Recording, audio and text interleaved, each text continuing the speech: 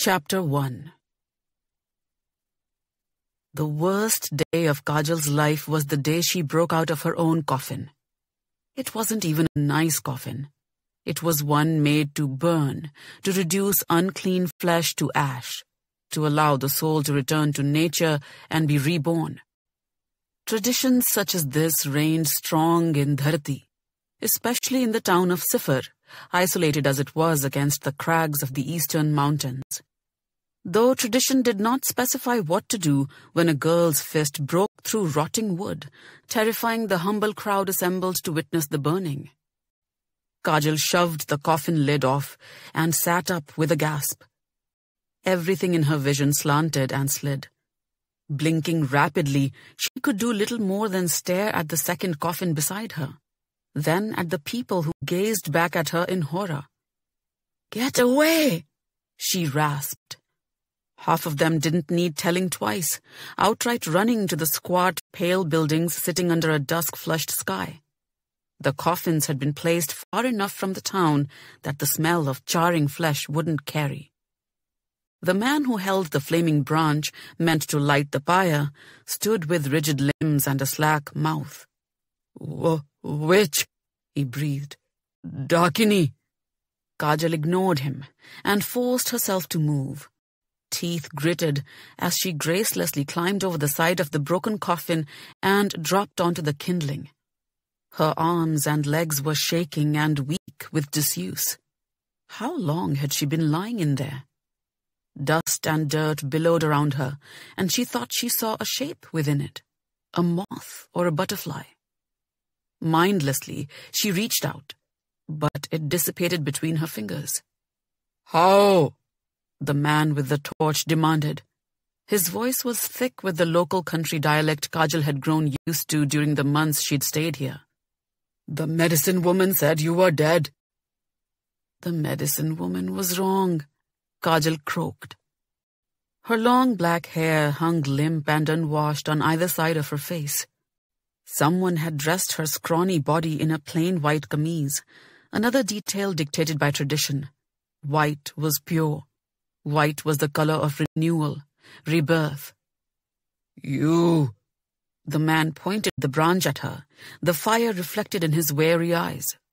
"We found you both outside the cave-in, surrounded by malevolent offerings. You were behind it, weren't you?" Her head was spinning, but she recalled a cave, a plan. It should have worked. She had been so sure.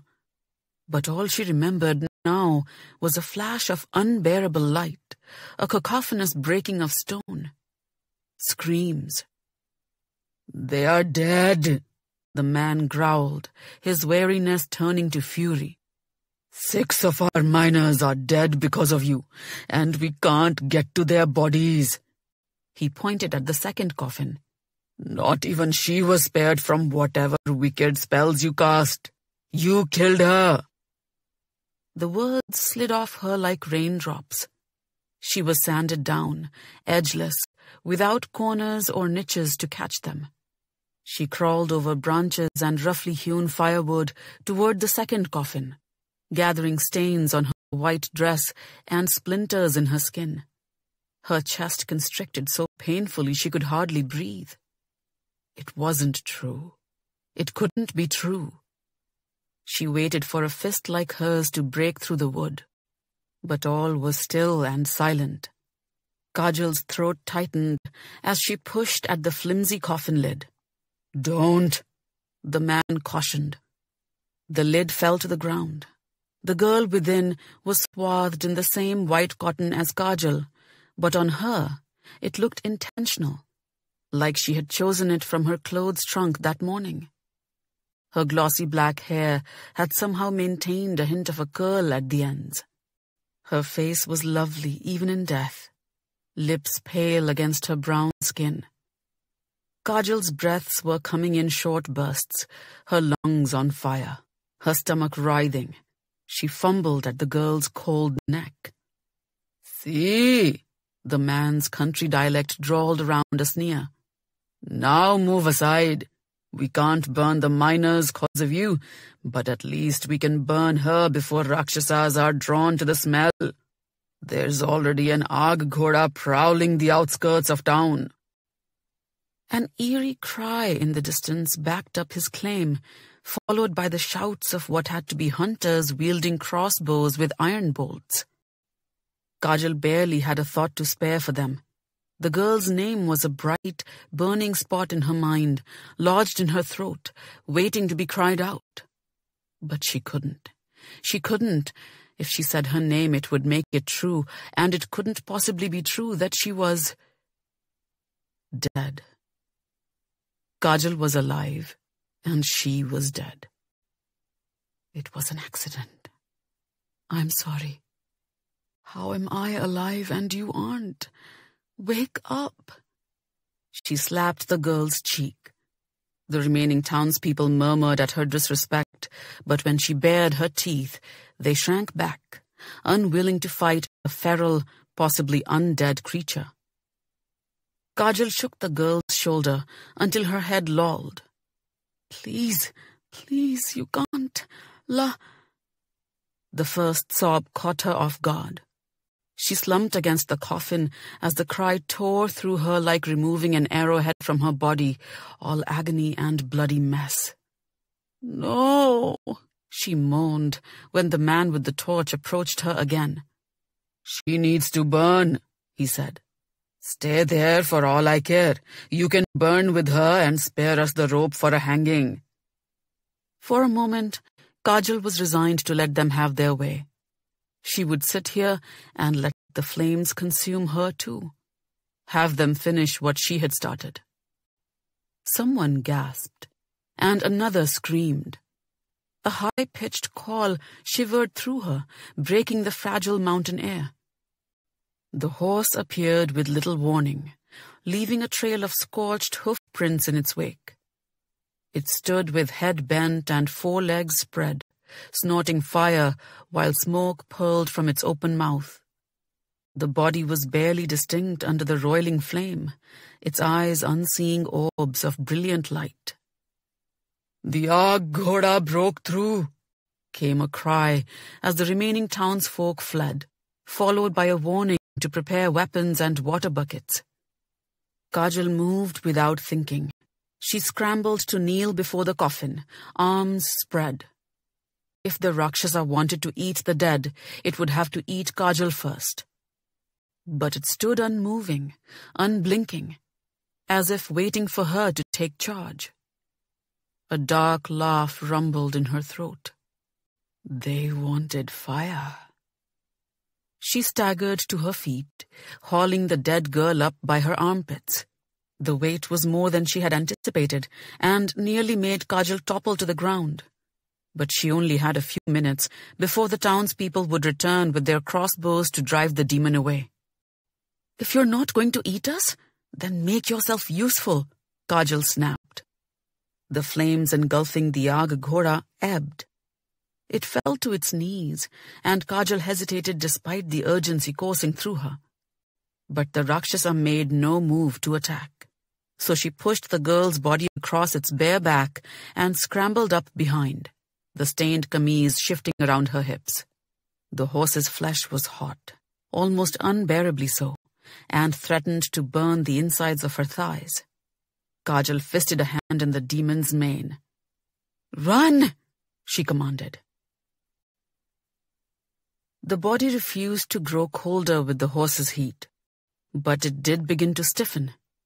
Kept in this state, it would continue to decay until flesh sloughed from bones and organs were reduced to fetid liquids. But Kajal knew how to prevent it. Several miles from the town of Sifar, Kajal pulled the girl's body off the Rakshasa. The horse's flames sprouted and danced again, flickering against those uncanny white eyes. Horse and girl stared at each other for an uncomfortable moment. Kajal wondered if it expected some sort of death now, or if it was only drawn to her because she was seemingly a dead thing resurrected. If she had even died, that is. If she had implausibly returned through a veil of darkness and unbeing, she had no idea how, or why the girl beside her hadn't returned too. "Thank you," she said at last. The Rakshasa let out another cry and galloped across the plain, its embers singeing the ground. She was at the edge of the mountains that bordered eastern Dharati, near a thick forest of looming evergreens. Beyond was swampland and a field tangled with scrub.